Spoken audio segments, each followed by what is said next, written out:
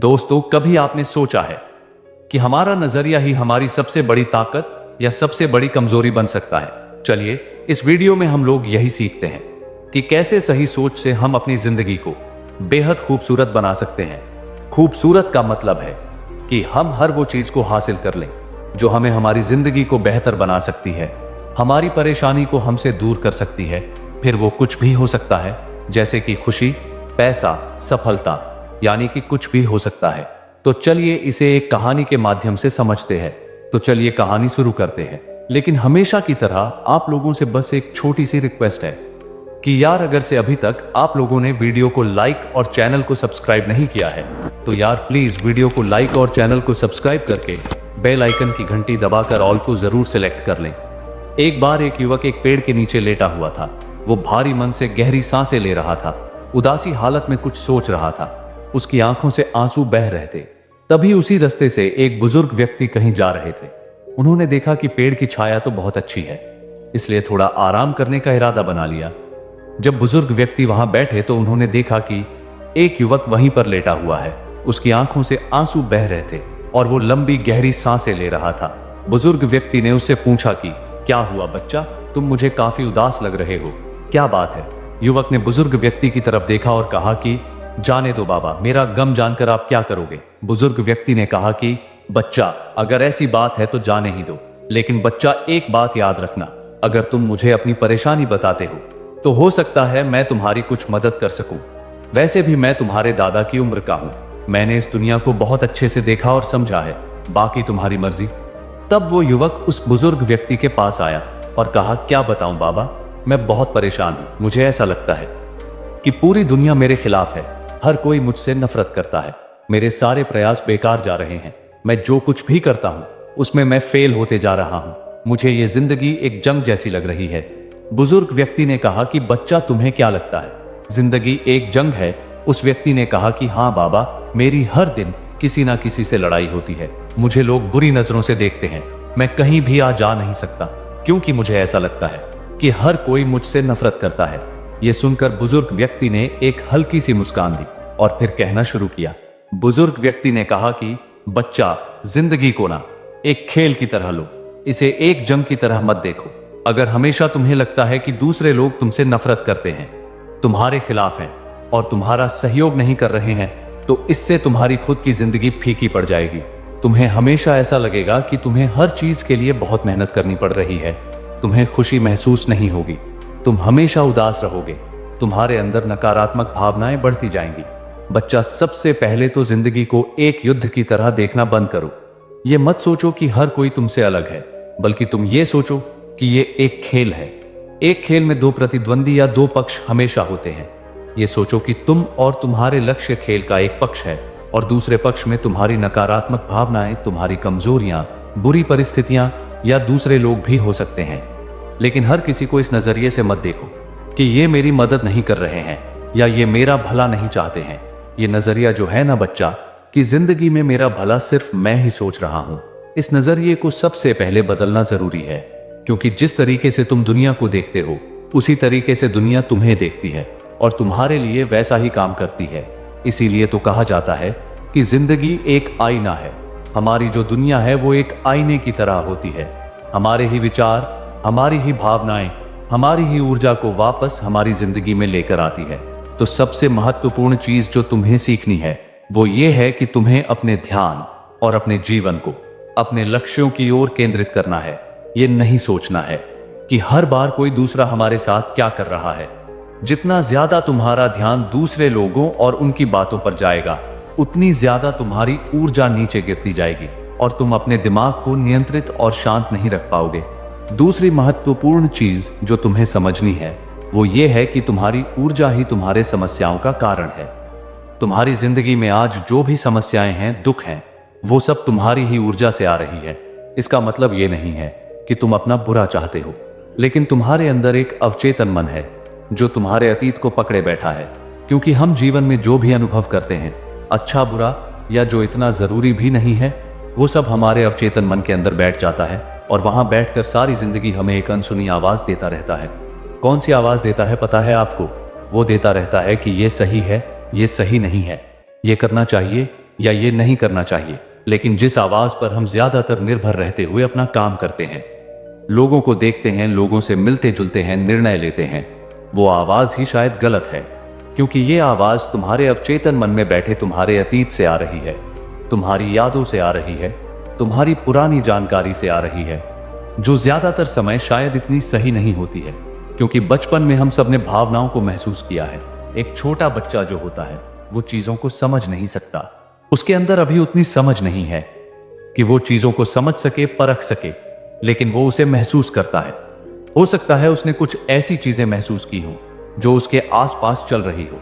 जैसे कि वो ये महसूस कर सकता है कि मेरे माँ बाप मुझसे प्यार नहीं करते हैं, क्या मैं अच्छा इंसान नहीं हूं, मुझे हमेशा लोग गलत ठहराते हैं, मैं किसी योग्य लायक नहीं हूं। तो इस तरीके की चीजें अगर हमने महसूस किया है या अभी भी करते हैं, तो हो सकता है कि ये हमारे अवचेतन मन के अंदर बैठ गई हो। इसीलिए हमें ऐसा लगता है कि हम बुरे हैं और इसके लिए हमारी ऊर्जा ही जिम्मेदार है हमारी जिंदगी में गलत चीजों को आकर्षित करने के लिए। इसका मतलब ये नहीं है कि तुम सारी जिंदगी अपने आप को ही कोसो और रोते रहो कि ये मेरी वजह से ही हुआ है, वो मेरी वजह से हुआ है। नहीं, इसमें पूरी तुम्हारी गलती नहीं है, क्योंकि बहुत सारी चीजें तुम्हारे अंदर तुम्हारे जाने अनजाने में गई हैं। लेकिन ये तुम्हारी जिम्मेदारी बन जाती है अपनी जिंदगी को सुधारने की और इसे ऊपर उठाने की। सीधे शब्दों में कहे तो अगर तुम्हें अपनी जिंदगी को ठीक करना है, इसे खूबसूरत बनाना है, तो दूसरों की जिंदगी में क्या हो रहा है, उन्होंने तुम्हारे साथ क्या किया है, इस पर अपनी ऊर्जा बर्बाद मत करो। आज से, अभी से अपने दिमाग में एक बात डाल लो कि तुम्हें क्या चाहिए, तुम्हें अपनी जिंदगी में क्या महसूस करना है।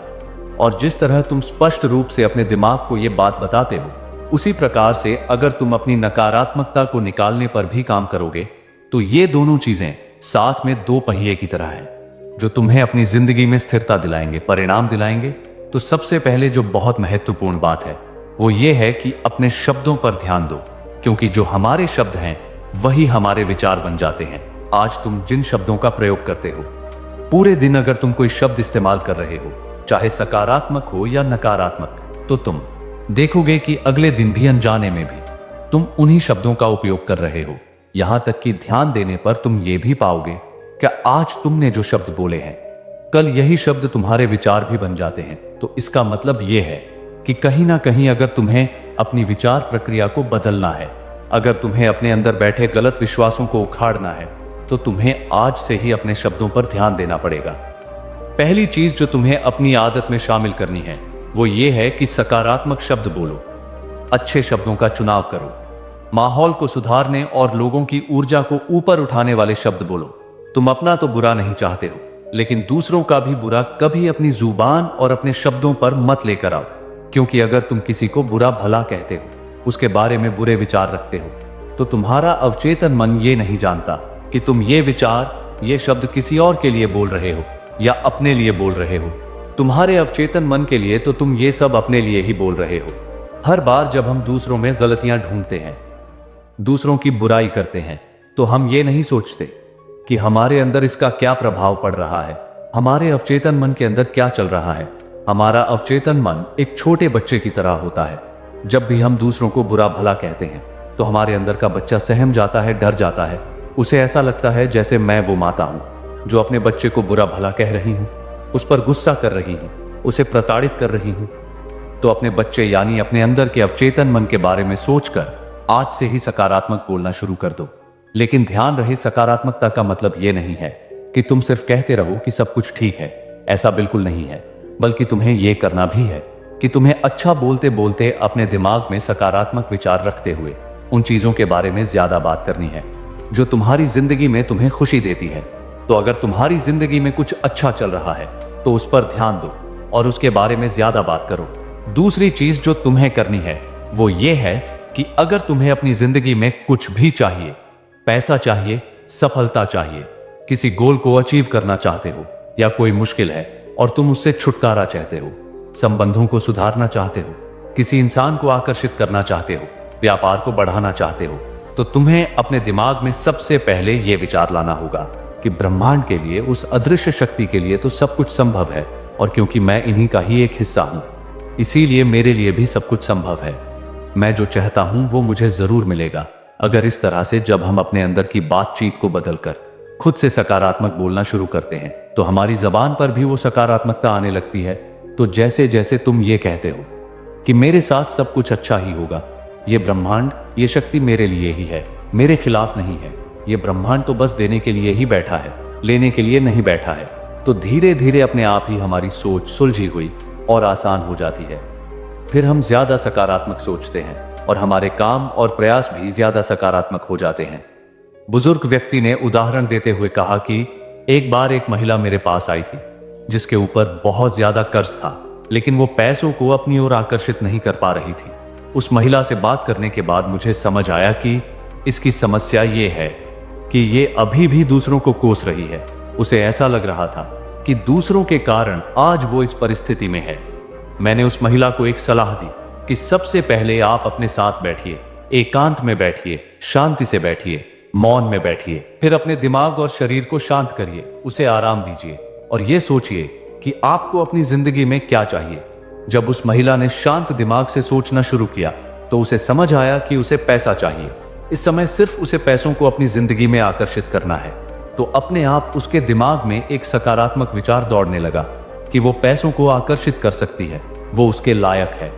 उसका दिमाग उसे पैसा कमाने के नए नए तरीके देने लगा और उस महिला का धीरे धीरे आत्मविश्वास बढ़ने लगा कि हाँ, मैं पैसों के लायक हूं, मेरे पास पैसे आ जाएंगे। फिर उसने नई चीजों पर काम करना शुरू किया और धीरे धीरे करके वो कर्ज मुक्त हो गई और आज वो काफी समृद्ध जीवन जी रही है। तो देखा तुमने कि कैसे अपने दिमाग और शरीर को शांत करके दूसरों को कोसना बंद करते हुए जब हम अपने अंदर एक सकारात्मक विचार डालते हैं तो उस विचार का कितना अच्छा प्रभाव पड़ता है हमारे मन और शरीर पर। जीवन में तुम्हें जो कुछ भी चाहिए, धन चाहिए, समृद्धि चाहिए, कुछ भी चाहिए, तो तुम अपने शब्दों में उस अदृश्य शक्ति को समर्पित करते हुए एक प्रार्थना बोलो कि ईश्वरीय शक्ति के साथ सब कुछ संभव है। ईश्वरीय शक्ति में, ईश्वरीय सोच में सिर्फ प्रचुरता है। देखा जाए तो यह बात सच है कि अगर हम ईश्वर के बारे में सोचते हैं तो ईश्वर हमेशा प्रचुरता की ऊर्जा रखता है, यानी उसके पास किसी चीज की कोई कमी नहीं है। तो जिस चीज की आज तुम्हें कमी है, जो चीज आज तुम्हारी जिंदगी में सही नहीं चल रही है, ये सोचो कि उस अदृश्य शक्ति के मन में तो हर चीज की प्रचुरता है। अच्छा स्वास्थ्य है, अच्छे रिश्ते हैं, मिठास, शांति है। तो अगर उस ईश्वरीय शक्ति के लिए सब कुछ संभव है तो वही ईश्वरीय शक्ति तो मेरे अंदर भी है, इसीलिए मेरे लिए भी सब कुछ संभव है। इस तरह से जब हम अपने आप से अपने आकर्षण शक्ति के साथ जुड़ने की कोशिश करते हैं, उस शक्ति को पुकारते हैं, तो अपने आप ही हमारी ऊर्जा ज्यादा सकारात्मक हो जाती है, ज्यादा पवित्र और मजबूत हो जाती है। तो आज से ही तुम भी इस प्रार्थना को दोहरा सकते हो कि ईश्वरीय शक्ति के साथ सब कुछ संभव है। मेरी जिंदगी में भी मेरा स्वास्थ्य सही है, मेरे रिश्ते सही हैं, मेरा जीवन भी सुखी और समृद्ध है। इस तरीके से जब तुम बोलना शुरू करोगे तो तुम्हारे अंदर भी इसका बहुत सकारात्मक प्रभाव पड़ेगा। दूसरी चीज कि जब भी हम दबाव में होते हैं, तनाव में होते हैं, तो हमारी सकारात्मकता खत्म होने लगती है। हम उस अदृश्य शक्ति से अपना संपर्क तोड़ने लगते हैं। इसका सबसे अच्छा समाधान यह है कि तुम्हें जो भी तनाव है, चिंता है, परेशानी है, बोझ है, डर है, संदेह है, तुम सोते समय इसे ब्रह्मांड को दे दो और कहो कि ये सारा बोझ मैं तुम्हें देता हूं। मैं स्वतंत्र हूं खुशी पाने के लिए, शांति पाने के लिए, मिठास पाने के लिए, आनंद पाने के लिए। तुम जो भी चीज हासिल करना चाहते हो और तुम्हारे अंदर की जो भी चीज उसे पाने में रुकावट बन रही है, जैसे नकारात्मक ऊर्जा, डर के तौर पर, अशांति के तौर पर, चिंता के तौर पर, उसे तुम उस अदृश्य शक्ति को सौंप दो। जब तुम इस चीज का अभ्यास करना शुरू करोगे तब तुम्हें महसूस होगा कि तुम अंदर से हल्के होते जा रहे हो। तब तुम सच में उस चीज से जुड़ पाओगे, उसे महसूस कर पाओगे कि तुम्हारे अंदर ईश्वर है, ईश्वरीय शक्ति है और यह शक्ति हर तरह से संपूर्ण है, सक्षम है, इसमें कोई भी समस्या नहीं है।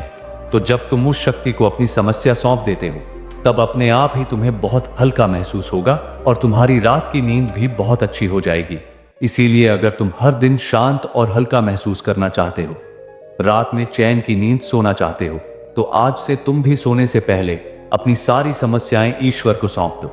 लेकिन इसका मतलब ये नहीं है कि तुम प्रयास मत करो, कर्म करना छोड़ दो।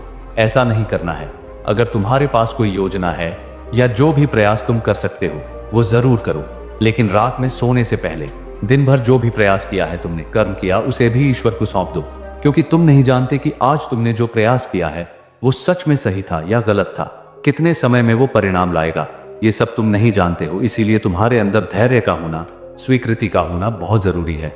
और ये तुम उस अदृश्य शक्ति को अपने मन का बोझ सौंप कर अपने अंदर महसूस कर सकते हो। एक बात और है कि जिंदगी में जितनी भी परेशानियां आती हैं, चाहे खराब स्वास्थ्य हो, रिश्तों में मिठास और विश्वास की कमी हो, धन की किल्लत हो, व्यापार में रुकावट हो, उसकी वजह सिर्फ एक ही है कि तुमने किसी ना किसी को माफ नहीं किया है। क्षमा जो है ना बच्चा, वो एक बहुत ही शक्तिशाली नियम है जो कर्म के भी ऊपर आता है। इसका मतलब अगर आज तुम ये सोच रहे हो कि शायद मेरे कर्म इतने अच्छे नहीं हैं, शायद अतीत में मैंने कुछ ऐसी चीजें की हैं जिसकी वजह से आज मुझे तकलीफें मिल रही हैं, तो याद रखो बच्चा, कर्मा का भी मतलब यही है कि तुम आज अपनी परिस्थितियों को बदलने के लिए अपनी ऊर्जा पर काम करो। ये जो कर्म का नियम है, ये इसीलिए अस्तित्व में है कि हम अपने अंदर झांके और जो सही करना है हमें अपने अंदर, अपनी सोच में, अपनी ऊर्जा में उसे ठीक करें। अगर तुम सच में चीजों को और लोगों को माफ कर देते हो तो तुम्हारे दिमाग में जो रुकावटें हैं वो दूर हो जाएंगी। बुजुर्ग व्यक्ति ने उदाहरण देते हुए कहा कि एक बार मेरे पास एक महिला आई जिसके पति ने उसे छोड़कर दूसरी शादी करनी चाहिए। वो उसे छोड़कर उस दूसरी महिला के पास चले गए थे। इस महिला को बहुत नफरत हो गई थी अपने पति से और उस दूसरी महिला से भी। इसके अंदर बहुत नफरत थी, घृणा थी, बहुत कड़वाहट थी। जब वो मेरे पास आई तो मैंने उसे यही सुझाव दिया कि आप उस दूसरी महिला को भी आशीर्वाद दीजिए और अपने पति को भी आशीर्वाद दीजिए। जब उस महिला ने पहली बार इस आशीर्वाद वाली बात के बारे में सुनी तो उसे ऐसा लगा जैसे कि वो बेवकूफ बन रही हैं। वो सोच रही थी कि क्यों उस इंसान को आशीर्वाद दिया जाए, उसके लिए प्रार्थना की जाए जिसने मुझे तकलीफ दी है। लेकिन जब मैंने उसे समझाया कि प्रार्थना से आप अपने अवचेतन मन को ठीक कर सकती हो, आपका अवचेतन मन जो कि इस घटना से डरा हुआ है, पीड़ा में है, प्रार्थना के माध्यम से आप उसे समझा सकती हो कि डरो मत, चिंता मत करो, सब कुछ ठीक है, मैं हूं तुम्हारे लिए। तो अपने आप अवचेतन मन प्रार्थना की सकारात्मक ऊर्जा को बाहर भेजता है और फिर यही ऊर्जा वापस हमारे अंदर आती है, हमारे जीवन में कुछ सकारात्मक लेकर आती है। तो याद रखो कि माफ आप दूसरों को नहीं कर रही हैं, बल्कि ये आप अपने लिए कर रही हैं, क्योंकि जब तक आप माफ नहीं करेंगी तब तक आप उसी इंसान की गलत ऊर्जा को अपनी ओर खींच रही होती हैं। सोचो, अगर आपको किसी से परेशानी है तो जिस चीज से आपको परेशानी है आप उसी चीज को अपने अंदर ला रही हैं। ऐसा हमें क्यों करना है? क्यों हमें अपने अंदर नफरत रखनी है? क्यों हमें दूसरों की नकारात्मक ऊर्जा अपने अंदर रखनी है? क्यों हमें जीवन में दुखी रहना है? इसीलिए आज से ही लोगों को माफ करना शुरू कर दो। इतना कहने के बाद उस बुजुर्ग व्यक्ति ने अपनी बात समाप्त कर दी और उस व्यक्ति को भी सब कुछ समझ आ गया था कि सही और सकारात्मक शब्दों का प्रयोग करना और लोगों को दिल से माफ कर देना, ये दो ऐसे तरीके हैं जिससे उसके जीवन की कड़वाहट और नकारात्मकता खत्म हो जाएगी। उसने इस जानकारी के लिए उस बुजुर्ग व्यक्ति का धन्यवाद किया और खुशी खुशी वहां से चला गया। दोस्तों, उम्मीद है कि आपको इस वीडियो से बहुत कुछ सीखने को मिला होगा। आप लोगों ने इस वीडियो से क्या सीखा है कमेंट करके जरूर बताना। वीडियो अच्छी लगी हो तो वीडियो को लाइक और चैनल को सब्सक्राइब करके बेल आइकन की घंटी दबाकर ऑल को जरूर सेलेक्ट कर लेना। फिर मिलेंगे किसी और वीडियो में, तब तक के लिए आप अपना रखिए ख्याल और हमें दीजिए इजाजत। जय हिंद, जय भारत।